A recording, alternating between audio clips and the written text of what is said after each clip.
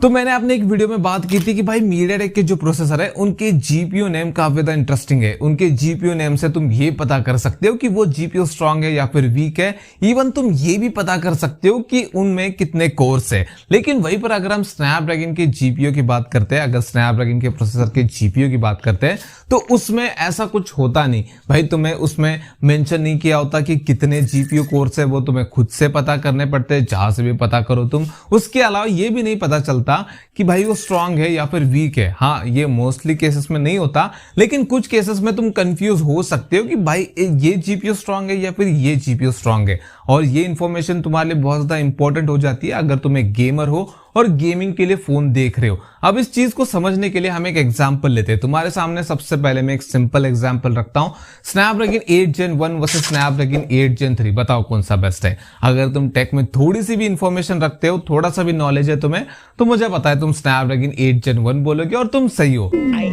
तुम बहुत मस्त काम करते हैं मकसूद भाई। मजाक कर रहा हूं। स्नैपड्रैगन 8 Gen 3 बेटर है, कोई भी बता सकता है अगर उसको थोड़ा भी टेक के बारे में पता हो। लेकिन अब मुझे बताओ कि Adreno 810 GPU versus Adreno 750 GPU, इसमें बेस्ट कौन सा है। अगर तुमने नंबर वाइज 810 जीपीयू को सिलेक्ट किया तो कांग्रेचुलेशन, तुम बिल्कुल सही हो।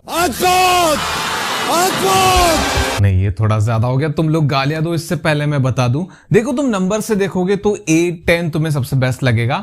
लेकिन अगर मैं इन जीपीयू के प्रोसेसर के नाम बताऊं कि ये कौन से प्रोसेसर में आते हैं, तब तुम थोड़ा सा शॉक हो जाओगे। 810 जीपीयू तुम्हें मिलता है स्नैपड्रैगन 7S Gen 3 में, और उस हिसाब से तुम सोच रहे होगे कि भाई 750 जीपीयू तो 6 Gen 3 में आता होगा। लेकिन नहीं, ये 8 Gen 3 का जीपीयू है। अब बताओ तुम कि कौन सा जीपीयू बेस्ट है। ऑब्वियसली एड्रीनो 750 जीपीयू बेस्ट है, लेकिन ये क्वालकॉम का कौन सा नशा, ये तुम्हारे मन में सवाल आ सकता है और सही सवाल है। अब तुम्हारे मन में ये आ सकता है कि हो सकता है कि भाई स्नैपड्रैगन की 8 सीरीज भले फ्लैगशिप सीरीज हो, लेकिन जीपीयू की 8 सीरीज मिड रेंज या फिर बजट वाली हो, तो वहां पर भी तुम गलत हो। अगर हम 8 एलीट के जीपीयू की बात करते हैं, उसमें तुम्हें 830 जीपीयू मिलता है। तो अगर तुम इन दोनों जीपीयू को साइड बाय साइड रखते हो, 810 और 830 को, तो तुम्हें ऐसा लगेगा कि भाई जो एड्रीनो 830 है वो 8 एलीट का है, तो उस हिसाब से एड्रीनो 810 8 Gen 3 का जीपीयू होगा। और ऐसा लगना भी चाहिए, लेकिन ऐसा है नहीं। एक बजट सेगमेंट के प्रोसेसर का वो जीपीयू है। लेकिन वहीं पर अगर हम स्नैपड्रैगन के बाकी फ्लैगशिप प्रोसेसर के जीपीयू की बात करते हैं, तो वहां पर तुम्हें 8 Gen 3 में 750 मिलता है, 8 Gen 2 में 740 मिलता है। अब यहां पर नंबर सही है, लेकिन फिर सवाल आता है कि भाई 750 से सीधा इन्होंने जंप 830 में क्यों किया। 760 भी हो सकता था, 770 भी हो सकता था। और उसके बाद दूसरा सवाल कि स्नैपड्रैगन 7S Gen 3 से ज्यादा पावरफुल 7+ Gen 3 है, लेकिन उसमें 732 जीपीयू मिलता है, एड्रीनो 732। तो फिर 7S Gen 3 में 810 क्यों और कहां से आ गया। अब ये तो पता नहीं भाई क्वालकॉम ने कहां का मैथ्स लगाया, लेकिन यहां पर सबसे इंपॉर्टेंट सवाल आ जाता है कि हम कैसे पहचाने कि भाई कौन सा जीपीयू बेस्ट है और वो गेमिंग के लिए सही है। देखो यहां पर इतना भी दिमाग खाने की जरूरत नहीं है।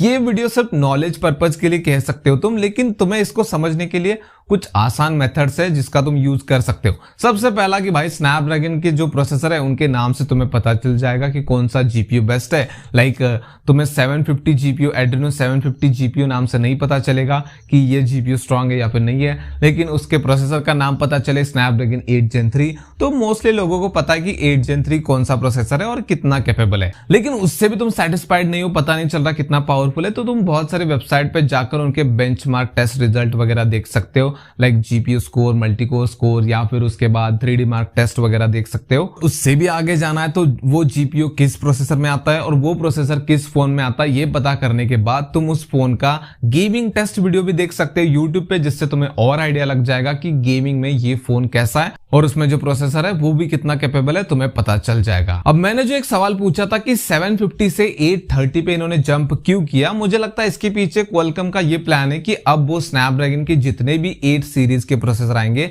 लाइक 8 Elite 2 वगैरह, उनको वो अपने जीपीयू के भी 8 सीरीज से कनेक्ट करना चाहता है। अब 830 के बाद हो सकता है 8 Elite 2 में तुम्हें 840 या फिर 850 जीपीयू मिले, जिसके बाद ये नंबर सीरीज चलती रहे और ये ऑर्डर में लग जाए, जिसकी वजह से थोड़ी कंफ्यूजन कम हो। अब तुम्हारे मन में यह आ सकता है कि भाई हम जीपीयू के नाम जान के क्या ही करेंगे। तुमने कहा कि प्रोसेसर के नाम से पता चल जाएगा, तो वही हमारे लिए सही है। जीपीयू के नाम और जीपीयू कितना स्ट्रांग है ये जानकर क्या कर लेंगे। तो इसका फायदा तुम्हें तब हो सकता है जब सेम जीपीयू के साथ अलग अलग प्रोसेसर आते हैं। हाँ, ये होता है। तब उस केसेस में तुम्हें पता चल जाएगा कि भाई ये प्रोसेसर एक्चुअल में कितना ज्यादा पावरफुल है। इसके लिए तुम्हें किसी और के ऊपर डिपेंड रहने की जरूरत नहीं है। तो हाँ, क्वालकॉम स्नैपड्रैगन की जीपीयू नेम्स थोड़े से कंफ्यूजिंग है, लेकिन अगर तुम इतना डिटेल में नहीं घुसना चाहते तो कोई दिक्कत की बात नहीं है। तुम प्रोसेसर के नाम से या फिर मेरे कंपैरिजन वीडियोस देख के अंदाजा लगा सकते हो कि भाई ये कितना स्ट्रांग है नहीं। और मैं बता भी देता हूँ, और भी बहुत सारे यूट्यूबर बताते हैं, इवन गेमिंग टेस्ट वगैरह करते हैं, उससे तुम्हें आइडिया लग जाएगा।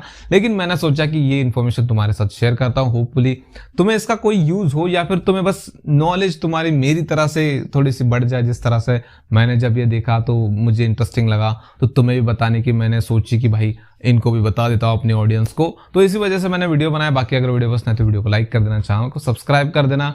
मिलते हैं नेक्स्ट वाले वीडियो।